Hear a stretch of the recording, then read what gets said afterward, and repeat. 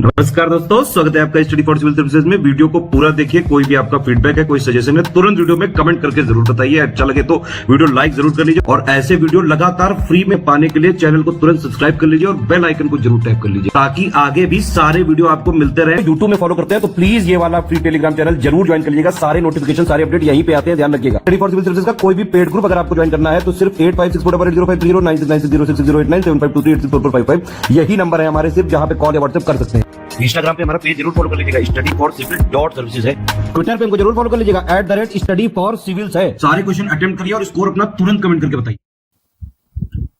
दोस्तों नमस्कार, study for civil services में आप सभी का स्वागत है। यूपीपीएससी प्रीलिम्स एग्जामिनेशन 2025 इसकी पेड क्विज हम लोग देख रहे हैं। कई सारे वीडियोस कंप्लीट हो चुके हैं, आपने अब तक नहीं देखे हैं तो फॉलो कीजिएगा। काफी इंपॉर्टेंट और एक्सपेक्टेड क्वेश्चंस हैं आपके एग्जामिनेशन के लिए, ठीक है। दोनों ही भाषा, हिंदी और इंग्लिश में क्वेश्चंस और आंसर्स हैं। जहां पे एक्सप्लेनेशन की जरूरत है आपको बताया जाता है, ठीक है। स्टार्ट करेंगे हम आज का वीडियो आज के फर्स्ट क्वेश्चन के साथ। पूछा गया हमसे कौन सा देश विश्व पैरा एथलेटिक्स चैंपियनशिप 2025 की मेजबानी करेगा। तो ये जो है आयोजित होगा न्यू दिल्ली में अराउंड ये सितंबर अक्टूबर 2025 में। इंडिया को चुनेंगे, ऑप्शन बी, ठीक है, न्यू दिल्ली। नेक्स्ट, हाल ही में किस भारतीय शिक्षाविद को भूटान का शाही सम्मान दिया गया है। तो भूटान के 117वें नेशनल डे सेलिब्रेशन के अवसर पे दिसंबर 2024 में भारत की तरफ से अरुण कपूर, है ना, इनको ये अवार्ड दिया गया। वहां पे रेड स्कार्फ, है ना, ये दिया जाता है, तो इससे सम्मानित किया गया था, ठीक है। और एक टाइटल भी दी जाती है दाशो, हो सके तो इसको ध्यान रखेंगे। भारत में जैव विज्ञान आंदोलन के लिए हाल ही में किसको जमशेद जी टाटा पुरस्कार दिया गया है। बायोकॉन कंपनी जो है इसकी चेयरपर्सन है किरण मजूमदार शॉ, इनको ये पुरस्कार दिया गया था, ठीक है। हाल ही में किस भारतीय मंदिर ने सुरक्षा प्रबंधन में उत्कृष्टता के लिए ब्रिटिश सेफ्टी काउंसिल के द्वारा प्रतिष्ठित स्वॉर्ड ऑफ ऑनर पुरस्कार जीता है, ठीक है। ये भी दिसंबर 2024 की न्यूज है। ऑप्शंस देखेंगे हम एक बार। इसमें जो है newly inaugurated Ayodhya Ram temple, ठीक है, इसको ये पुरस्कार मिला था। हाल ही में राष्ट्रीय पंचायत पुरस्कार 2024 में उत्तर प्रदेश के किस जिले के मिलक अमावती गांव को कार्बन न्यूट्रल विशेष पंचायत पुरस्कार मिला है, ठीक है। तो आपका जो है वेस्टर्न यूपी का डिस्ट्रिक्ट है मुरादाबाद का, ठीक है, इसको मिला है। और ए को चुनेंगे। कुछ एडिशनल इंफॉर्मेशन यहाँ पे है, इसको देख लीजिए। नेक्स्ट है दिसंबर 2024 में किस राज्य के पूर्व मुख्यमंत्री ओम प्रकाश चौटाला का निधन हो गया। तो हरियाणा के ये चीफ मिनिस्टर थे और निधन हुआ है इनका 20 दिसंबर। डेट्स भी याद रखने की कोशिश करें, आजकल डेट भी पूछ ली जाती है चूंकि। नेक्स्ट है हाल ही में प्रकाशित पुस्तक bring it on the incredible story of my life किसने लिखी है। तो फॉर्मर ये चैंपियन रही थी पैरा ओलंपिक्स में, पैरा ओलंपिक प्लेयर हैं दीपा मलिक, इनकी जो है पुस्तक है। भारत ने विश्व आर्थिक मंच के द्वारा जारी की गई travel and tourism development index 2024 में कुल 119 देशों में से कौन सा स्थान प्राप्त किया है। तो ये ध्यान रखिएगा पहले कि ये रैंकिंग जो है कौन रिलीज कर रहा है, ठीक है। तो वर्ल्ड इकोनॉमिक फोरम। ऑप्शंस एक बार देखेंगे। 119 देशों में से जो है हमारी रैंकिंग इस बार की 39th, सी ऑप्शन। इससे पहले जो प्रीवियस रैंकिंग थी 2021 की, उसमें इंडिया था 54th। तो जैसे रिपोर्ट वगैरह में क्या देखा गया आजकल खास करके यूपीपीएससी में कि मतलब जो इमीडिएट रिपोर्ट है उसकी रैंकिंग वगैरह या जो भी अन्य फैक्ट है वो तो पूछते ही हैं, उससे एक या दो रैंकिंग जो पहले आई है वो भी पूछी जाती है। तो इसीलिए कम से कम उस चीज को भी साथ के साथ पढ़ते चले। हाल ही में प्रकाशित एक और पुस्तक है द जज अनयील्डिंग जज, है ना, life and legacy of justice A.N. Grover. इसको किसने लिखा है। तो ग्रैंड डॉटर है ये जस्टिस A.N. ग्रोवर की, गौरी ग्रोवर, है ना। ऑप्शन ए करेक्ट हो जाएगा। आप जरा हमको ये बताइएगा कि किस कोर्ट के जज रहे थे ये, ठीक है। हाल ही में किसको एशिया पैसिफिक वैस्कुलर सोसाइटी ने मरणोपरांत लाइफ टाइम अचीवमेंट अवार्ड दिया है। एक रिलीजियस काइंड ऑफ समूह है जगत गुरु कृपाल परिषद, है ना, तो उससे एसोसिएटेड थी डॉक्टर विशाखा त्रिपाठी, इनको ये पुरस्कार दिया गया है। नेक्स्ट है खगोलीय दूरदर्शी से बना हुआ अंतिम प्रतिबिंब किस प्रकार होता है। तो जो एस्ट्रोनॉमिकल टेलीस्कोप जो खगोलीय गतिविधियों को देखने वगैरह के लिए यूज किया जाता है, तो उसमें जो कह सकते हैं कि फाइनल इमेज जो देखी जाती है वो आभासी और इन्वर्टेड और कह सकते हैं मैग्नीफाइड, है ना। ये तीन टर्म हम यूज कर सकते हैं। ऑप्शन डी, ठीक है। इसका ना वो देख लीजिएगा आप जरा, यहाँ पे बना के दिखा पाना थोड़ा संभव नहीं है।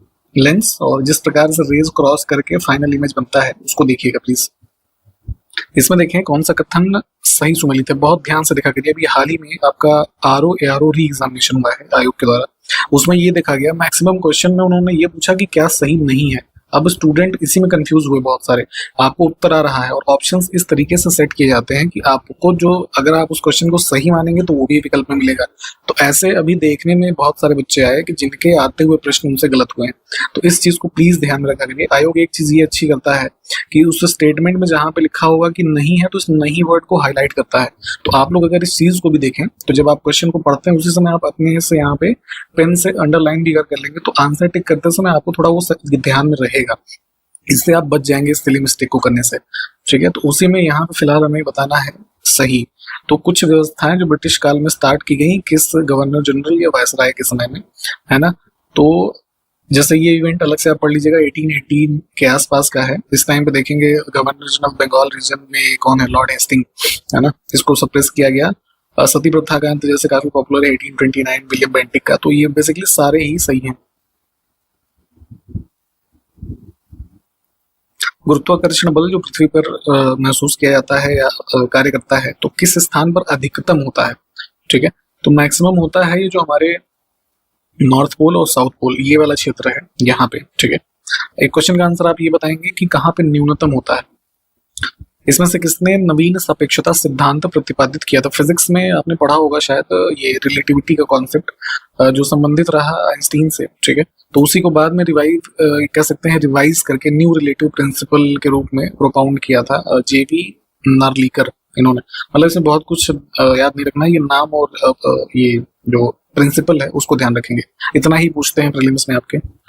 कुछ प्रमुख आविष्कार साइंटिफिक, उसके रेफरेंस में साइंटिस्ट का नाम जिसने खोज की।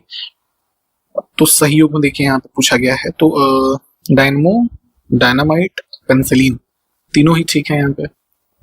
नासा का एक मिशन था कैसनी, ये किस ग्रह के मिशन पर रहा, अब है नहीं, मतलब ये पहले था। अराउंड 2004 में लॉन्च किया गया था ये।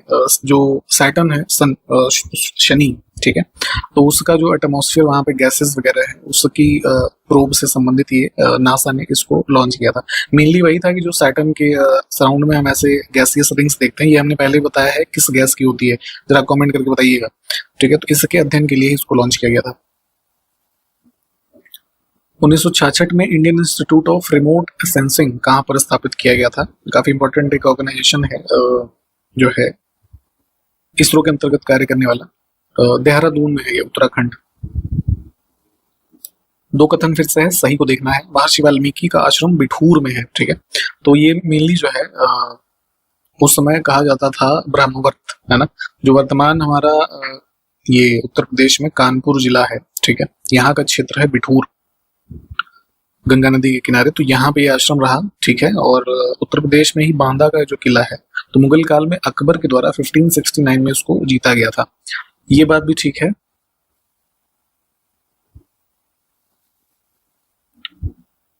इसमें देखें चिश्ती संप्रदाय के संतों को कालक्रमानुसार लगाना है। इसमें अजमेर रीजन में ख्वाजा मोइनुद्दीन चिश्ती, जिनको गरीब नवाज के नाम से भी जाना जाता है, तो इन्होंने एक तरीके से इस ऑर्डर की स्थापना की। तो इनके आगे चल करके बहुत सारे शिष्य हुए, ठीक है। तो अब इनको क्रम से अगर हम लगाने की बात करें तो ये सब क्रम से ही लिखे हुए हैं। इनको चाहे तो आप अलग से एक बार पढ़ लीजिएगा, 1 2 3 4 5 ही होगा आंसर।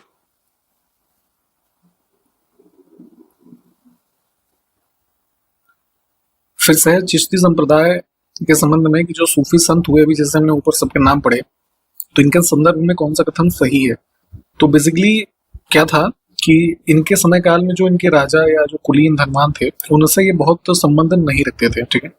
अपने ही चीजों में, अपने ही कार्यों में व्यस्त रहने का प्रयास इनका रहा और धन एवं शक्ति से घृणा करते थे तथा धनवान को तुच्छ समझते थे। तो ये बात दोनों ही जो है वो ठीक है इनके बारे में, जो चिश्ती संप्रदाय के संत हुए। इसमें से कौन कादरी संप्रदाय से संबंधित है?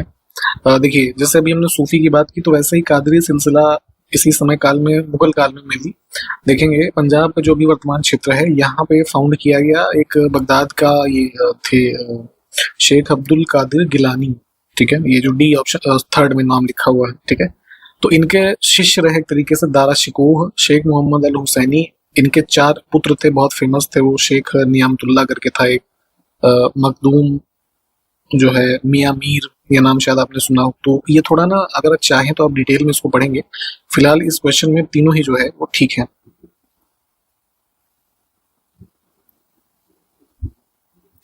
अब है नक्शबंदी के संदर्भ में क्या सही है? तो ये भी एक सूफी ऑर्डर था, जो है इसकी स्थापना या फाउंडेशन कह सकते हैं ख्वाजा पीर मोहम्मद के द्वारा की गई थी। ये नाम ध्यान रखेंगे, अलग से ही पूछा जाता है ये क्वेश्चन, है ना, वन लाइनर फॉर्म में। और काफी ऑर्थोडॉक्स इनकी थिंकिंग थी। ये जो शिया फिलॉसफी थी इसके उसको अपोज करते थे। इसी के चलते कई सारे लोगों को जहांगीर के शासनकाल में अरेस्ट वगैरह कराया गया था, है ना। जिसमें से जैसे ये इस सिलसिले के एक प्रमुख अनुयायी थे शेख अहमद असर हिंदी, ठीक है। तो दोनों फिलहाल इसमें भी ठीक है।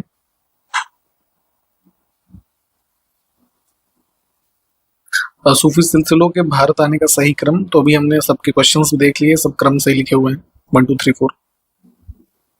देखिए, यहाँ पे जो भी क्वेश्चंस हम देखते हैं, आपसे रिक्वेस्ट है, हमारे पास पर्टिकुलर वीडियो में उतना समय नहीं होता कि हर चीज को एक्सप्लेन किया जाए, ठीक है। तो ये आपकी रिस्पॉन्सिबिलिटी है कि आप, जैसे सपोज हम यहाँ पे सूफी ऑर्डर्स पढ़ रहे हैं, तो आप इस वीडियो को देखने के बाद इस सूफी ऑर्डर का टॉपिक पढ़ लें, ठीक है। तो ये फिर लंबे समय तक आपको फिर याद रहेगा। अब देखिए, 2 कथन हमारे पास है, सही को फिर से पूछा गया है उत्तर प्रदेश के संबंध में। थोड़ा सा इसमें करेक्शन करेंगे। फर्स्ट स्टेटमेंट में इसमें होना चाहिए था कि 2011 के सेंसस के अनुसार, क्योंकि अभी नया सेंसस हुआ नहीं है। आपके भी एग्जाम में क्वेश्चन इसी से आएगा। अभी 2025 के प्रीलिम्स में भी, अभी जो लास्ट जैसे आरओ का एग्जाम हुआ उसमें भी 2011 के सेंसस पे ही कई सारे प्रश्न पूछे गए। तो इसमें क्या था कि उत्तर प्रदेश की साक्षरता दर जो थी 2011 के आंकड़ों के अनुसार वो थी 67.68%, है ना, ग्रॉस। इसमें अगर इसको बाइफरकेट करें तो 77.28% थी मेल लिटरेसी रेट, और फीमेल जो थी 57.18 के आसपास थी। और दूसरा स्टेटमेंट है, भारत, तो ये उत्तर प्रदेश में यूरेनियम जो न्यूक्लियर फ्यूल हमारा एक तरीके से है, ये कहाँ पे पाया जाता है, किस जिले में? तो ये ललितपुर में। ये भी एक इंपॉर्टेंट फैक्ट है, इसको ध्यान रखना है। तो दोनों कथन हमारे ठीक हैं। 2 कथन फिर से कौन सा सही है? उत्तर प्रदेश की प्रमुख वाणिज्यिक फसल गन्ना है ना। प्रोडक्शन काफी अच्छा होता है वेस्ट यूपी में खास करके, ठीक है स्टेटमेंट। और निचली गंगा नहर का उद्गम नरौरा से होता है। नरौरा कहाँ पे है? बुलंदशहर में, है ना। तो ये बात भी ठीक है।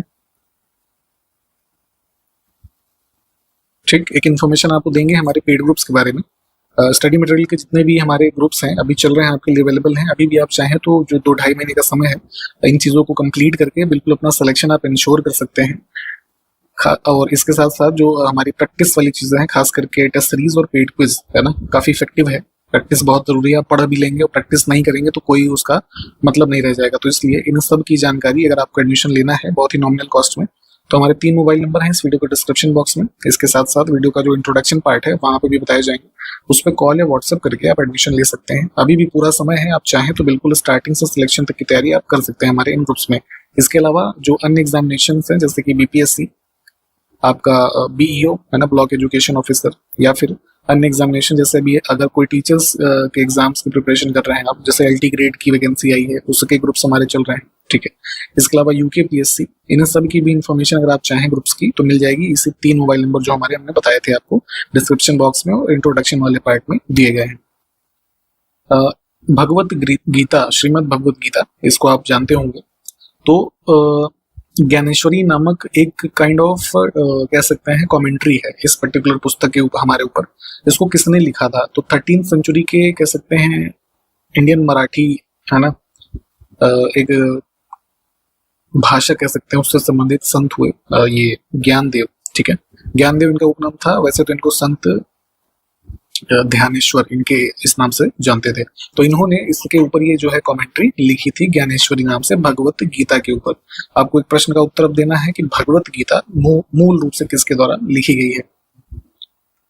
नेक्स्ट है शिक्षा अष्टक, किसने लिखी थी? जिसे शास्त्रों का सार कहा जाता है, ठीक है। तो जितने भी शास्त्रों के बारे में आप सुनते पढ़ते होंगे, है ना, तो उसी का एक एसेंस है ना, जो कि 8 छंदों के रूप में लिखा गया है, शिक्षा अष्टक जिसको कहा गया। तो चैतन्य महाप्रभु, इन्होंने लिखा है इसको, ऑप्शन डी। भारत में जो है रामसर साइट्स हैं, जो वेटलैंड्स होते हैं, उनको ये रिकॉग्निशन मिलता है रामसर कन्वेंशन के अंतर्गत।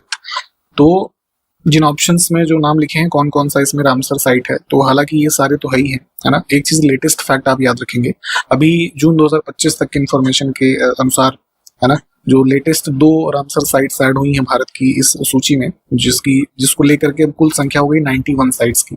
एक तो सबसे इंपॉर्टेंट फैक्ट आपके एग्जाम के लिए ये है, जो सबसे लेटेस्ट 2 हैं, हालांकि आपके एग्जाम के 1 महीने पहले तक अगर कुछ और ऐड होगा तो वो भी पूछे जाने की संभावना है, उसको अलग से पढ़िएगा। फिलहाल इसमें जो है एक थी खींचन, है ना, फलोदी नामक स्थान पे, और दूसरा मीनार, ये उदयपुर में, ठीक है। तो राजस्थान में दोनों हैं साइट्स। तो अब कुल संख्या 91, फिलहाल ये सारे जो हैं रामसर साइट्स हैं। अरावली पर्वत श्रृंखला जो सबसे ओल्डेस्ट मानी जाती है इंडिया में, फोल्ड माउंटेन का एग्जांपल है, ठीक है। तो किस राज्य में अवस्थित तो नहीं है, इन विकल्पों में हम देखेंगे तो पंजाब में इसका क्षेत्र नहीं है, राजस्थान में मुख्यतः गुजरात, हरियाणा और दिल्ली, है ना। और जो हाईएस्ट पीक इसका पूछते हैं क्या है, वो गुरु शिखर, है ना। इन सब चीजों को ध्यान रखेंगे। इसको मैप पर लोकेट कर लीजिएगा। मध्य प्रदेश का प्रसिद्ध पर्वतीय स्थल है पचमढ़ी, किस पर्वत श्रृंखला में स्थित है, तो लगभग मध्य भारत में ही, मध्य प्रदेश में सतपुड़ा रेंज का पार्ट है। नेक्स्ट है वेनिया जलप्रपात भारत के किस राज्य में है। वाटरफॉल्स अक्सर पूछे जाते हैं, स्पेशली हर साल ही पूछे जाते हैं, ठीक है। ऐसे 4 की सूची दे दी जाएगी, संबंधित नदी या संबंधित राज्य उससे मैच कराना रहेगा आपको, ठीक है। मैचिंग वाले क्वेश्चंस की प्रैक्टिस बहुत करें, यूपीपीसीएस का फेवरेट पैटर्न है ये क्वेश्चन पूछने का, प्रीलिम्स में खास करके। तो ये है मेघालय में, है ना, किन्शी रिवर करके है, ठीक है, उससे संबंधित। लाला लाजपत राय के लेखन का चयन करें। काफी एक महान एक फ्रीडम फाइटर हुए हमारे फ्रीडम स्ट्रगल में लाला लाजपत राय जी, ठीक है। तो कई सारी इनकी राइटिंग्स हैं जो पूछी जाती हैं। तो the story of my deportation, unhappy India, Arya Samaj, है ना, ये सब प्रमुख जो है राइटिंग्स हैं इनकी, तीनों ही ठीक हैं।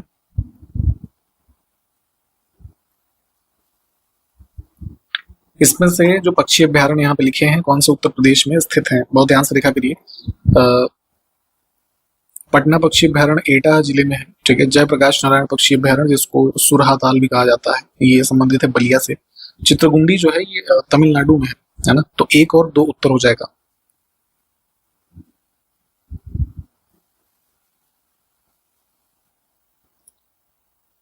चोल शासक काफी प्रमुख रहे, है ना।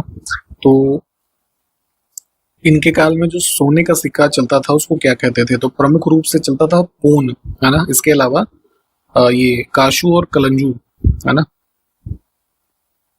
ये भी ठीक है। ऑप्शन हम डी को चुनेंगे। भारत में प्रथम मकबरा जो शुद्ध इस्लामी शैली में निर्मित हुआ, या इसमें क्वेश्चन ये भी पूछते हैं कि ट्रू इस्लामिक आर्क जिस मकबरे में देखा गया वो कौन सा है, तो बलबन का है ना। ऑप्शन बी, दिल्ली में कंस्ट्रक्ट हुआ ये। नेक्स्ट है भारतीय वास्तुकला में सुर्खी का प्रारंभ कब हुआ। कुषाण टाइम पीरियड में देखेंगे जो आर्किटेक्चर्स बने, स्पेशली ये मथुरा रीजन में, इसमें ये यूज होता था। बेसिकली एक पाउडर होता था ये, कह सकते हैं जली हुई मिट्टी क्ले से और कुछ ब्रिक्स को मिला करके बनाया जाता था ये। तो आर्किटेक्चर्स वगैरह में इसको यूज करते थे। दिल्ली में कुतुब मीनार जो है उसके कंस्ट्रक्शन में 2-3 शासकों का हाथ रहा, तो वही पूछा गया है कि किसका योगदान इसमें नहीं है। देखिए कंस्ट्रक्शन कुतुबुद्दीन ऐबक ने स्टार्ट करवाया, उसके कुछ दिन बाद उसकी मृत्यु हो गई, ठीक है। तो उसके बाद उसको कंप्लीट करवाया बाकी इल्तुतमिश ने, और जो सबसे टॉप स्टोरी उसकी बनी है ना, उसको बनवाया था फिरोज शाह तुगलक ने, ठीक है। तो 3 लोग हो गए, है ना। तो गयासुद्दीन तुगलक जो है ये ऑड हो गया। तो आपसे क्वेश्चन फिर से है कि कंस्ट्रक्शन किस ईयर में स्टार्ट हुआ था और किस ईयर में कंप्लीट हुआ, ठीक है, इसको बताइएगा। नेक्स्ट है फवायदुल फवाद, एक पुस्तक है शेख निजामुद्दीन औलिया की बातचीत का विवरण, यानी कि जो सूफी संतों के साथ उनके कई सारे डिस्कशंस हुए उसका कंपाइलेशन है ना। तो इसका संकलन इसमें से किसने किया, तो ये जो था अमीर हसन सिज्जी, ऑप्शन फर्स्ट। ये नाम बड़े इंपॉर्टेंट हैं यूपीपीसीएस में, खास करके मध्यकाल की ये वाली पुस्तकें, ऐसी पुस्तकें पूछी जाती हैं जो पीवाईक्यू में भी नहीं आई है ना। तो इसीलिए जो भी क्वेश्चन में ये सब नाम दिखे इसको अलग से या तो नोट कर लीजिए, है ना, या फिर जैसे पेड मेंबर्स में ये आप होंगे हमारे, वहां पे ये चीजें ऑलरेडी दी गई है ना, तो इसको याद करना है। पुराणों का अध्ययन करने वाला प्रथम मुस्लिम किसको माना जाता है? तो ये था अल बरूनी। 11वीं सेंचुरी में देखेंगे, काफी रिनोन्ड स्कॉलर इस टाइम पीरियड का, और इंडियन कल्चर और रिलीजन के स्टडी में इसने पुराणों को भी, है ना, उसका अध्ययन किया। इस रूप में ये जाना जाता है। Option B. इसमें से कौन सा एक अष्टभुजीय मकबरा है? जो है, जैसे मैथ्स में आपने पढ़ा होगा, है ना, अष्टभुज, ऑक्टागन, तो उस रूप में ये मकबरा बना सिकंदर लोदी का दिल्ली में, और इसको कह सकते हैं इंडियन सब कॉन्टिनेंट में पहला गार्डन टॉम्ब के रूप में भी जाना जाता है। ठीक है, तो 8 साइडेड डिजाइन थी। फोटो चाहे तो एक बार सर्च करके देखिएगा। इन पुस्तकों में से देखिए क्या सुमेलित नहीं है लेखक पुस्तक। सारी बुक्स इंपॉर्टेंट है अपने आप में। तुगलक नामा जो है, तुगलक के ऊपर पुस्तक लिखी गई थी अराउंड 1320 जो है अमीर खुसरो के द्वारा। 2 कथन फिर से हैं, सही को चुनना है, ये बहुत ध्यान से देखा करिए। फक ए मुदब्बिर कुतुबुद्दीन ऐबक का दरबारी इतिहासकार था जिसने तारीख ए फकरुद्दीन नामक ग्रंथ की रचना की शासनकाल से संबंधित, और एनुल मुल्क मुल्तानी इसने इंशा ए महरू नामक ग्रंथ की रचना की। ये चीजें पहले भी पूछी गई हैं, आगे भी पूछी जाएंगी, तो इन दोनों को नाम ध्यान रखेंगे, दोनों ही ठीक है। इसी के साथ इस वीडियो को हम समाप्त करेंगे। सारे क्वेश्चंस जितने आज हमने देखे हैं, प्लीज जो नोट्स में से टॉपिक्स हैं रिवाइज करें, ठीक है। और पेड ग्रुप्स की इन्फॉर्मेशन मैंने दी थी, अभी भी आपके पास पूरा समय है, आप चाहें तो एडमिशन लेकर के अपनी पूरी तैयारी कर सकते हैं हमारे साथ। स्टडी मटेरियल के groups, test series, paid quiz, है ना, ये बहुत जरूरी है आपके प्रीलिम्स एग्जामिनेशन को क्वालिफाई करने के लिए, या फिर मेंस की प्रिपरेशन भी आप अभी से करना चाहें तो इसमें भी एडमिशन लिया जा सकता है। इन्हीं सब बातों के साथ समाप्त करते हैं वीडियो को। आगे के जो क्वेश्चन हैं हम देखते हैं अगले वीडियो में। तब तक के लिए नमस्कार, जय हिंद।